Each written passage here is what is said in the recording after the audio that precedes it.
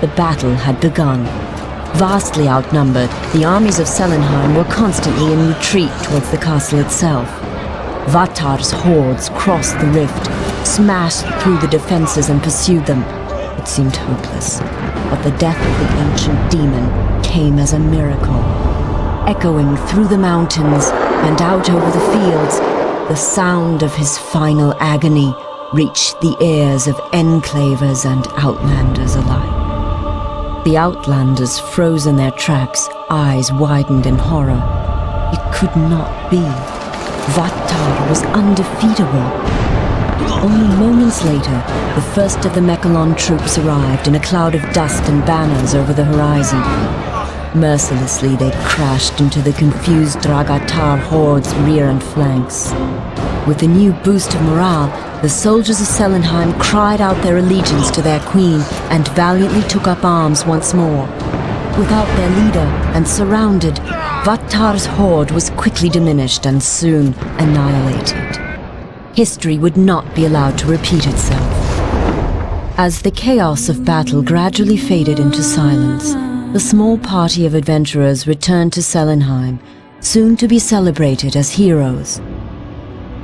As Queen Eilindel, Princess Jacindra, and the Assembly of Six were praising them for their valiant efforts, Electo of Mechalon stepped into the chamber unannounced. Boldly he asserted his authority as the savior of the Enclave. Angered by such arrogance, the Queen and her council were quick to voice their protests, and soon they seemed to be on the brink of a new war. High Wizard Zale himself stepped in. Had there not been enough fighting? They had both broken the pact of Jifuro to help their kinsman. Wearily he urged them to come to peace. But Electo refused. Breaking the pact would no longer be tolerated. He declared that he would conquer the Outlands and try to restore the magic to them. And the people of Selenheim would learn their place as infidels for their past sins. Would the people of Mechalon succeed in conquering the remaining Dragatar and restore magic and peace to the soil? Or would they become like the enemy that had just been defeated? Only time would tell.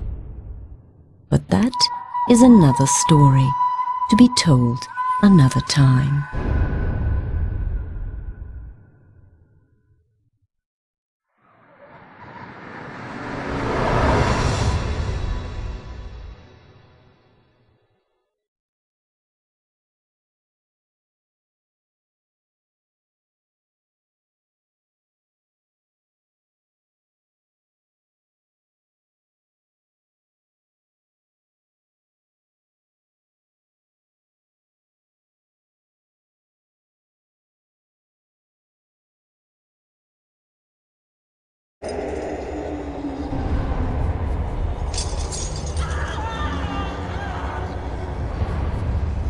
Scripted within an ancient tomb which lies hidden beneath centuries of dust in the guarded library of Mechalon, is the story of how the Rift was formed. Though most cannot recall a time when the Rift did not divide the Enclave from the Outlands, they were at one time unified. In that time, there were lands which were believed to bear the very essence of magic, for they were lush and prosperous. All who did not hold the secrets of the soil, which were protected by the Pact of Jifuro, coveted these lands fiercely. The great demon, Vatar, knew that with this magic, he would be invincible. He would at last prevail over all. Venomously, he led his army to attack the dwellers of the land to claim it as his own. The battle raged, and the people fell before Vatar's vast army. Victory was so close it could be tasted upon their blackened tongues. As bodies of the defenders lay sprawled about them on the bloodied field. Exultantly, Vatar rose to proclaim his triumph. It was then that disaster struck, in the form of a pathetic little wizard called the Mighty Zale. With a roar of anger and anguish, the wizard slapped his staff into the ground. The world trembled and then cracked, parting beneath Vatar's feet. With an outraged scream, the demon lord plummeted to the depths to be consumed by the earth he sought to rule. A chasm grew from this powerful blast of magic, wide and longer than any could measure. It was too vast to be traversed, thus separating the people who fought against Vatar forever. The devastation on the faces of the defenders was a small consolation to the Dregatar as they retreated to pray for Vatar's return. It is said that time heals wounds, and perhaps it is true. For in the centuries after the land was torn asunder, it appeared that magic began to knit them back together. The rift has grown smaller, and can even be crossed in certain locations. The Dregatar, driven by an age-old lust for the land that should belong to them, are now raising their hordes, building siege weapons, and preparing for the day when they may take their revenge and possession of the magic lands. On the other side of the rift, the people of Selenheim are strengthening their defenses.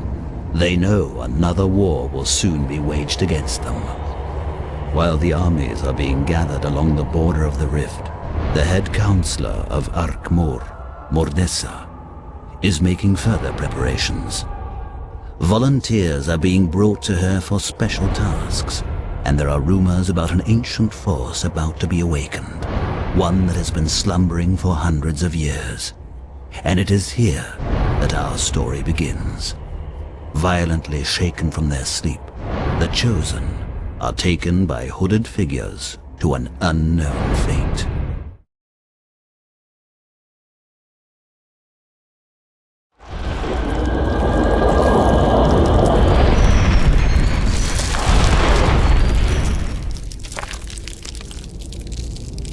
Time has come.